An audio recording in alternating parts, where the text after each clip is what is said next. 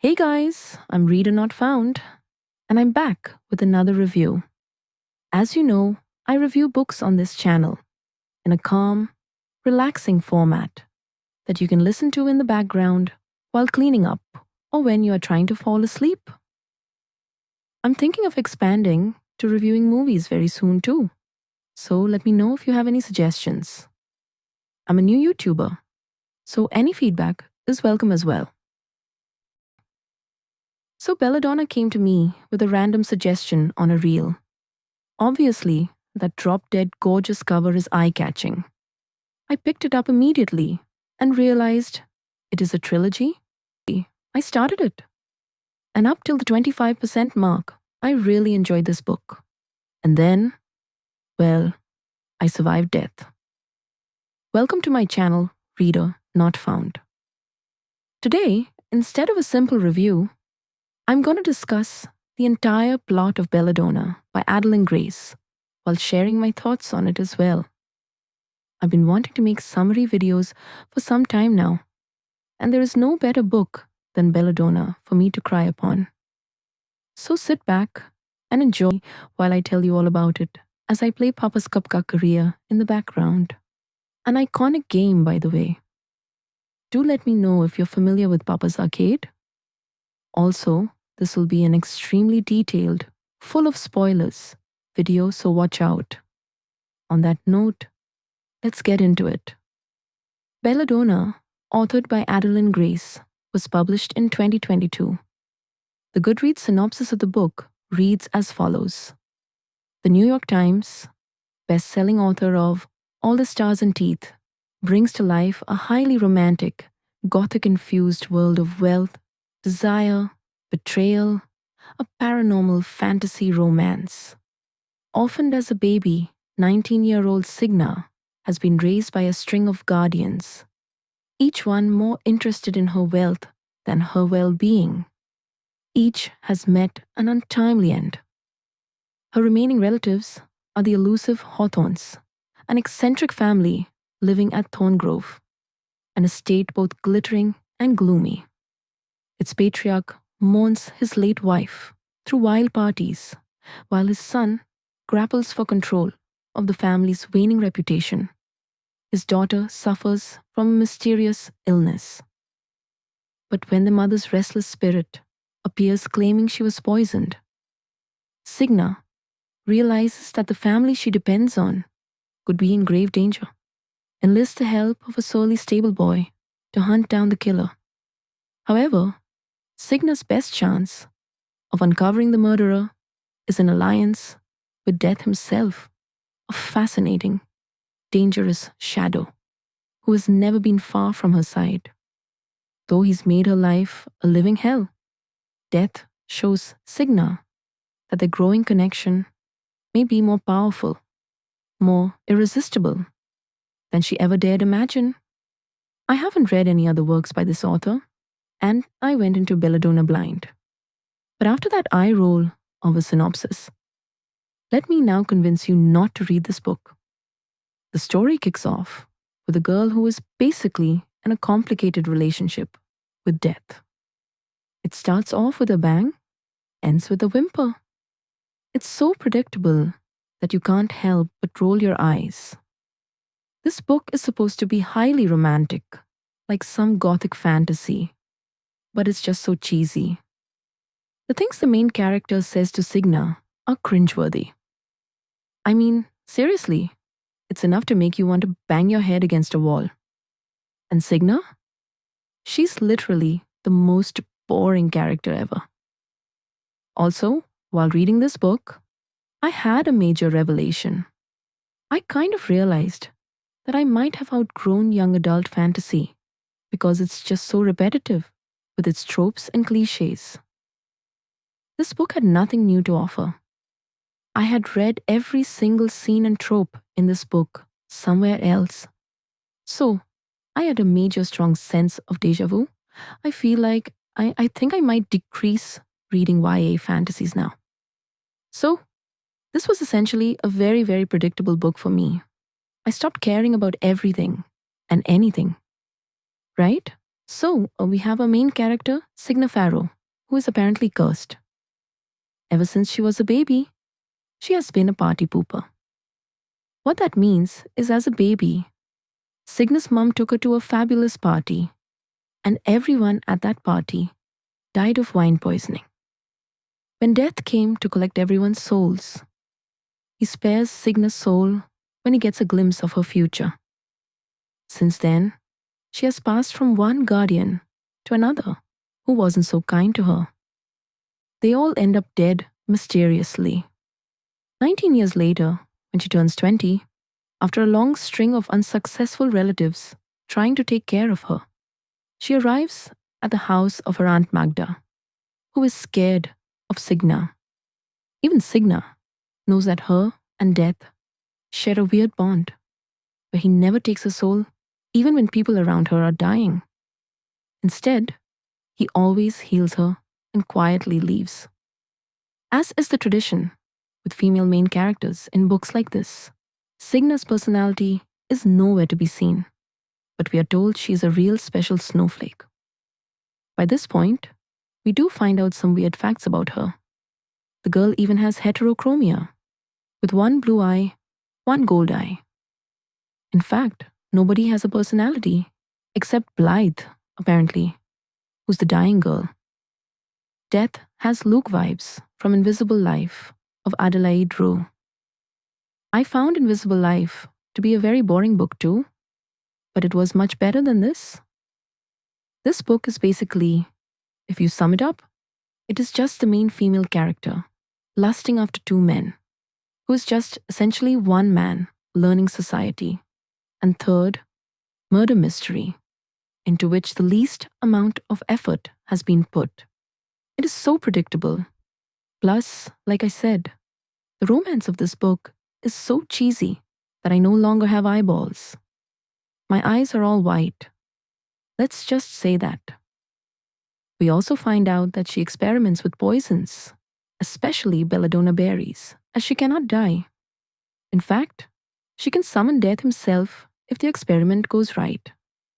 Further, if she consumes the poison and proceeds to touch someone, they die.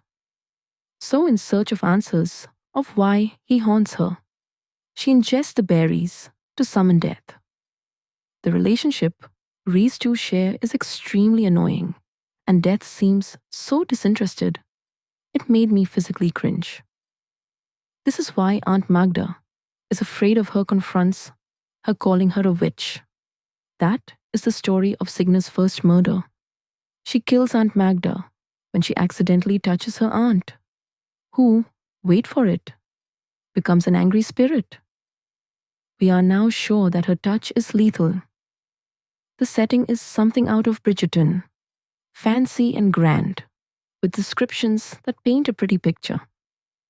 The narrative is very atmospheric, with detailed descriptions of everything from flowers to dresses to the manor she lives in. The belladonna berries that can kill people and the constant deaths around her really add to the ambience. This book often reminded me of a Bridgerton setting, but with a Shadows That Speak narrative. If you've not read Shadows That Speak, it is a beautiful book that you should absolutely read. Now that Aunt Magda is dead, Signa is being shipped off to another relative. Her uncle, Elijah Hawthorne, invites her to stay at a place called Thorngrove. And let me tell you, the guy who shows up to collect her, Silas Thorley, is described as a real catch. However, I did not see even one attractive personality point. Why, you ask? Because he's described as, and I quote, as tall as a willow and as broad as an oak. Girl, what? What am I supposed to imagine from that? He's rude, aloof, obnoxious. So naturally, I'm thinking, please, for the love of all that's good, don't let her end up with Silas. What actually happens is way worse. Signa is immediately impressed with the wealth and its display at Thorngrove. Silas informs her that Lillian Hawthorne, Signa's aunt, is dead, and Blythe Hawthorne, who is one of her cousins, is sick, the other one being Percy Hawthorne. These two arrive at the Hawthorne Manor by train at night, only to find out that Cigna's uncle Elijah is throwing a party. Apparently, that's his thing now, ever since his wife died. We are also told that this family is super rich because Uncle Elijah owns Grace, which is a gentleman's club. Here we are introduced to Charles Warwick, the butler, and Marjorie, the governess. Percy, who is Cigna's cousin, also makes an appearance. I did not form much of an impression for any of these characters. Another random person called Byron gives Cigna a creepy warning, which had absolutely no impact on the story in hindsight. Fast forward to Foxglove Manor. It's like we've stumbled into a Met Gala after party. The whole book is basically a Met Gala theme park. Ball gowns, gardens, whole lot of eye candy. Speaking of eyes, we've got Blythe, who also has heterochromia, who's mysteriously dying, coughing up blood. She seems kind of weird and rude initially, and it's up to our protagonist, Cigna, to crack the case of her aunt's death. We know this because Lillian's, who is the dead aunt, by the way, her spirit shows herself to Cigna, asks her to investigate the garden where the actual body is buried. In this world, spirits of dead people can linger around if they are not burned. We find this out because Lillian possesses Cigna, who basically threatens to burn her buried body. The lore development is very shoddy by my standards, so Lillian's spirit tells Cigna that someone had murdered her, and Cigna vows to find the murderer before they strike again. She kinda thinks that death might leave her alone if she pursues this. She believes the next victim will be Blythe, cause her sickness has symptoms similar to those of Lillian. When she visits the stables, we find out that Silas is actually the stable boy who helps Cigna around the grounds.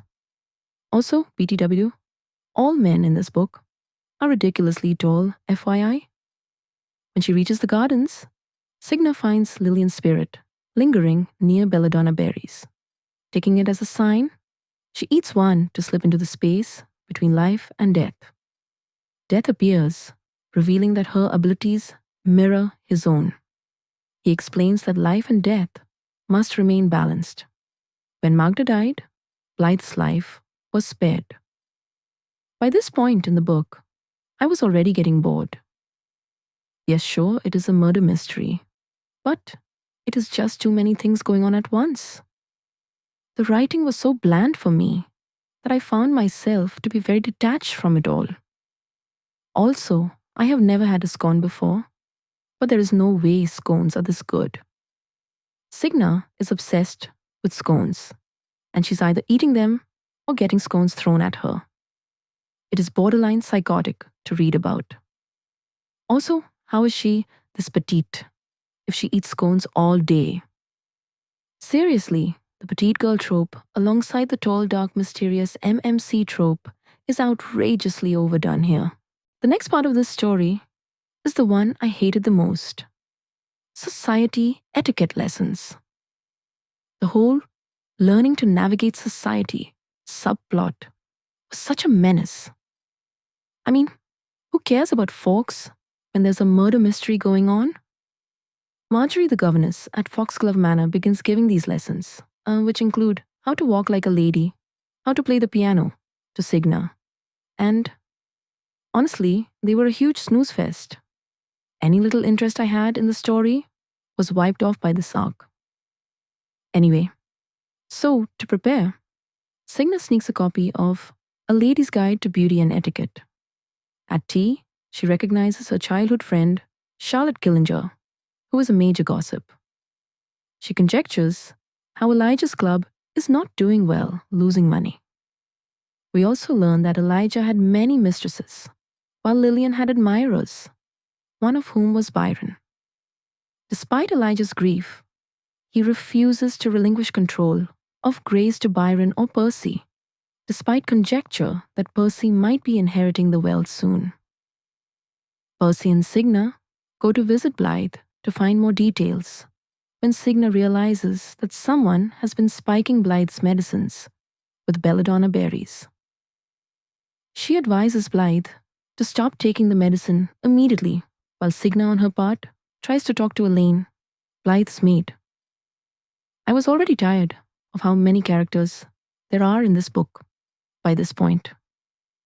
After this point, we are introduced to more stupid characters. I just gave up. Anyway, Signa starts testing Blythe's food for poison. Signa and Silas head to the library to research antidotes for atropine poison. Signa comes across the spirit of the ex-librarian, Thaddeus, who is lovely. He is honestly my favorite character in this book. He died while reading, tethered to this realm, because he wants to read every book in the library, except they keep bringing more, so his mission is never complete. Except that I do feel like if we gave him this book, he'd immediately drop his mission. They find an antidote to belladonna poison. Percy doesn't seem too convinced about its efficacy, but he reluctantly goes. Signa returns to the manor and gives Blythe the antidote she bought. Blythe seems to recover a little. We find out through Byron that Marjorie Elijah used to be in a relationship, who also implies that Marjorie is using Elijah so that he passes on his business to Percy. This is also evident from Lillian's letter to Elijah, where she convinces him to pass the business to Percy. However, according to Marjorie, Byron and Lillian dated. As the investigation continues, Silas and Signa hide in a coat closet at the club, overhear Byron pressuring Marjorie to seduce Elijah to secure control of Grace. Marjorie refuses, so Byron threatens to ruin Percy. Signa and Silas also find a letter from Lillian, urging Elijah not to ruin the business for Percy's sake. Back at Thorn Grove, Signa is late for her midnight meeting with Death, who scolds her. She resists embracing her powers, but Death reveals that he has protected her by killing her cruel, selfish relatives. Though conflicted, Signa realizes she is drawn to Death. He teaches her how to access her abilities without Belladonna, awakening her connection to the spirit world. Eventually, Signa confronts Death, who explains that he is at Thorngrove because Blythe is between life and death. Death scolds Signa for sitting with the gossip aunties, learning the etiquettes of society when she could be training to harness her powers. Starting at midnight, he starts training her to unlock the true potential of these so-called powers. Again, the world building and the magic system is so underdeveloped in this book. It exists just for convenience as plot armor. Honestly, this could have been a cozy mystery. Without the magic age, it would change nothing. The author takes little to no effort to explain the system. I was completely off-put by the book by this point. I read it just for the sake of finishing it from this point. In the meantime, someone sets the library on fire. Thaddeus possesses Signa because he's so distressed. Death helps her out. Then they get it on. Also, this book has shadow sex, which again, nobody knows the dynamics of it. Neither does the book care. It just happens. To be very honest, I completely skimmed these sections because I was not invested in the romance at all. Or the mystery for that matter. Or even the characters. Okay, full disclosure here. When I read this book, even though I did not particularly like the chemistry or the romance, I did not see it from a perspective that Death had been grooming Sigma since he developed an interest in her, since she was a year old. However, when I read the reviews ultimately, I found out that other reviewers were accurately pointing out how problematic this relationship was at the outset. For me, The interactions between the two were rare and cryptic, so I did not immediately make that connection. But in retrospect, I do agree that since Signa was attracted to death, or should I say, gave in to his alleged charm, exactly because she was made to feel helpless without him by him. In whatever few interactions they had, Death convinced her that he's the only one who understands her only. He can train her. Although, to be fair, this is fiction, this relationship is way less inappropriate than the kinda excreta dark romance books have been serving lately. I still thought it is relevant that you, as a listener, know other perspectives, too, to make up your own mind about it. Regardless, for me, the major critique here still remains how boring this story is over anything else. Finally, it's Xmas time. Everyone is partying when suddenly Percy collapses, as he has been poisoned. Signa is able to give Percy the last of the antidote that she got for Blythe to save him. Signa enters her spirit state using her death powers. She reads Marjorie's journal, which shows Marjorie is clearly in love with Elijah. Signa returns to her room to find Death, who tells her Blythe is dying. Signa runs to Blythe's room. She reveals to everyone Marjorie is behind the poisoning and negotiates with Death to not take Blythe yet. Elijah makes Marjorie show him her hands, which are stained with belladonna beneath her gloves, and kicks her out. Signa and Elijah suspect Marjorie was not acting alone in the poisonings. Signa realizes that Marjorie's journal never explicitly named Elijah as the man she loved.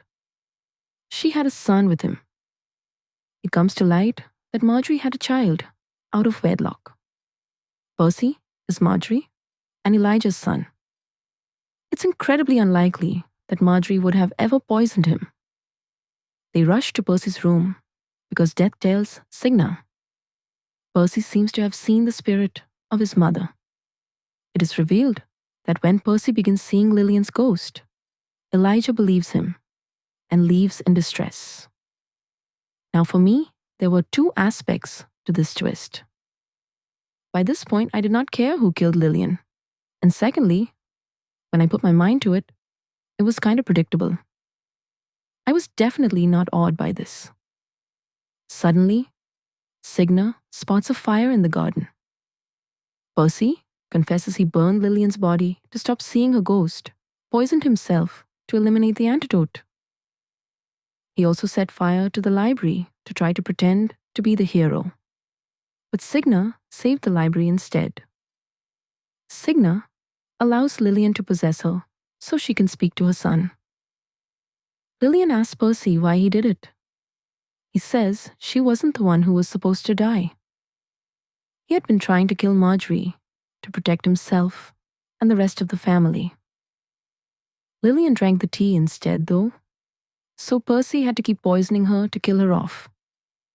Overcome with rage, Lillian's spirit possesses Signa and demands the truth. Percy admits that he intended to kill Marjorie, ashamed of his illegitimacy. Percy attempts to stab Silas, but the blade does not harm him. Signa watches in shock as Silas transforms into Death. It is revealed that Silas was invisible to everyone else. He did it only to be closer to Signa. Signa traps Percy in the burning garden, sealing his fate. Lillian's spirit thanks Signa before departing with Death. Elijah arrives to witness the aftermath, feeling Lillian's presence as she bids farewell. Later, Death reveals to Signa that he posed as Silas to stay close to her. Though hurt by his deception, she cannot regret her choices. She tells the Hawthorns that Percy fled upon learning of Gray's sale and keeps the truth from Marjorie. As Blythe recovers, Death warns that they will rarely see each other, now that Thorngrove is no longer surrounded by death. Though he urges her to live her life, Signa refuses to lose him entirely. They continue to communicate telepathically. At her debut ball, Signa encounters Everett and Charlotte. He introduces Signa to his father, Julius Wakefield, the Duke of Burness. Julius now owns Grace and is partnered with Byron. Everett asks Signa to dance again, and they're interrupted by Blythe's arrival, who is recovering gradually. Julius is poisoned. Death shows up to take his spirit.